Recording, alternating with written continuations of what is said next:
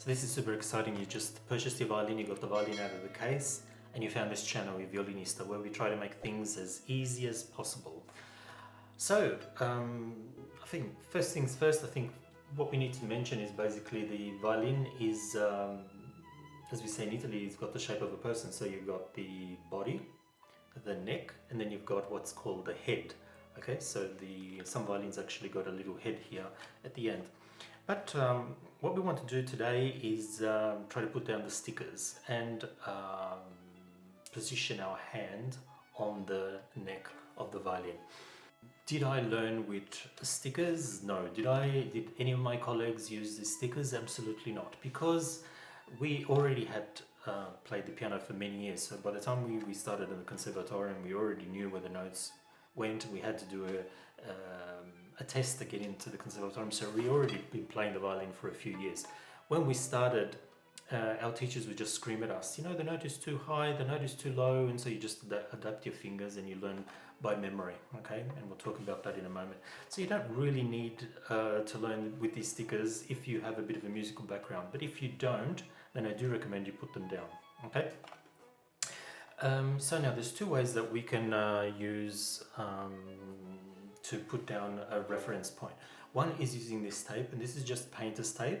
This is easy. I mean, you probably already got it in your home, or you can follow a link that I'm going to give you to find some tape, but it really can be done in an inexpensive manner. And we're going to talk about that right now. So basically, cut a little piece of tape, and then what you're going to do, so I'm just going to give you a little example. This is a little piece of tape. So then I'm going to basically put it behind my strings and then bring it all the way up. One here, one here, and one here, okay? So you're going to think, all right, so where do I put these? So if you look basically the start of the fingerboard, this black part, there is a piece of wood that's a little bit higher, and that's called the nut. Now, so you want to measure from the bottom of the nut to the center line of each sticker. So this dimension is going to be 36 millimeters. From here to here is 67 millimeters. From here to here it's going to be 79 millimeters, and from here to here it's going to be 110 millimeters. Okay, so you want to use a very thin piece of sticky tape, let's say 4 mil max. Okay, don't put a whole chunk of one big centimeter thick, because it's going to be a disaster. You want to make it really thin. So that's the first method. You could use a sticky tape. The second method is with liquid paper. Okay, so what you can do with the liquid paper is basically you can put a very fine line, fine line, fine line, fine line. The good thing with the liquid paper is that every time you go and wash your hands, you come back to the violin, you notice after a few months it won't be there anymore. It will start to fade away, and you will work more with muscle memory rather than using these stickers. What do I use? Well, the sticky tape tends to move. After a while you start seeing this sticky tape is migrated 2 or 3 millimeters here, 2 or 3 millimeters in the other side, and this also depends on the temperature where you're living. If it's a hotter area and your hands tend to sweat a lot, you find this basically after a few weeks will have tended to move. It depends where you're playing, what sort of environment. The stickers are very important because they will give you a good reference and you'll create muscle memories. Now, so one thing I wanted to mention, let me show you here, is also the detail of the sticky tape. So what I've done with the sticky tape, basically I've cut it so that you can see it is cut on both ends, but we have no sticky tape wrapping around here.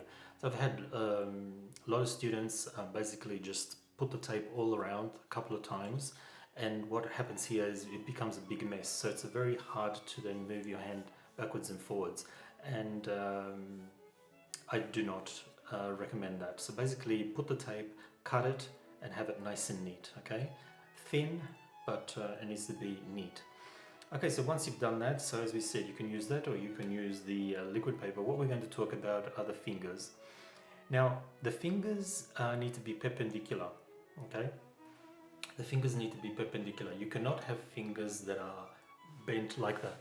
Why am I saying this? Is that because basically the string vibrates from here till the end. So every time I put a finger, the string vibrates from here to the end, from here till the end, from here till the end, from here till the end, okay? So if I'm putting my finger like that, the amount of string that's vibrating is actually more than it should be if I had my finger like that. So it's basically maybe 1.5 millimeters more string. And what does that do? You're thinking, well, who cares? Well, basically the sound is going to be different from that or from that, okay? So the fingers need to be perpendicular. And to have your fingers perpendicular, that also means that you need to have your fingernails short. If you have your fingernails long, your fingers are going to be as such, but they need to be vertical, okay? I once had a very young student and she had her fingernails, maybe they were 1 centimeter, and that's the first thing I told her. And then I think she only came for 2 or 3 lessons and I never saw her again. Unfortunately, your fingernails need to be short if you want to play the violin, because the fingers need to be perpendicular and they need to be straight, okay? I had a blind student and basically I taught her for 5 years, and I taught her just like every other student. So you'll be thinking, did she need the stickers? No. Did I ever put anything on her fingerboard? No. So basically the way you remember the fingers, they're friends to each other, okay? So as soon as you put your fingers on the violin, they will automatically go in the right place. And how? The reference is the thumb. Now the thumb is going to be your bookmark, and it's something very important that you remember, because every time you get to the violin, you're going to put your thumb in a certain location and one go 1, 2, 3, 4, okay? And that will go automatically in that location. So there is a feeling that you have as soon as you grasp the neck of the violin, and you basically will put your fingers automatically in that position. And not only the thumb will know where to go, the first finger will be touching the fingerboard in a certain way, and then once it does that, the second finger, the knuckles will touch in a certain way, and the third one and the fourth one. So it's all about feeling, okay? So that my blind student, she at the beginning had a little bit of trouble like every other student, but one great thing is that after 3 or 4 lessons she could play without any reference whatsoever. So basically just get the neck, put down the fingers, and then start playing without having any trouble whatsoever. So it's all about muscle memory. Then another thing I wanted to mention is don't stay tight, don't stay tense. So what you notice is that underneath here there is a hole. Okay, so this is very important.